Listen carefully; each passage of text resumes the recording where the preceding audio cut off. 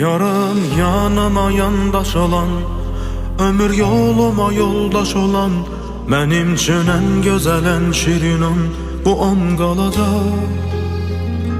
Sevib sevgimizin bəhəri, bir hər gecə, hər səhəri, bu nağlımızın səhifələri yazılacaq.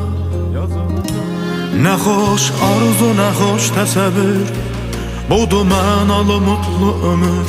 Bilirdim alnıma bu cür yazım olacaq.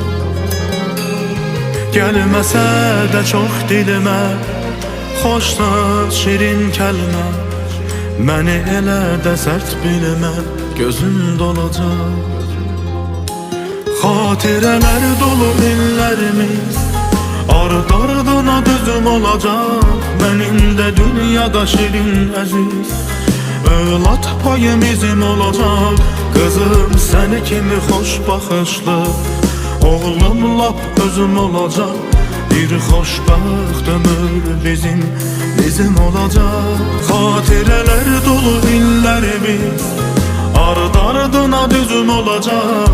Mənim də dünyada şirin əziz övlad payım izim olacaq.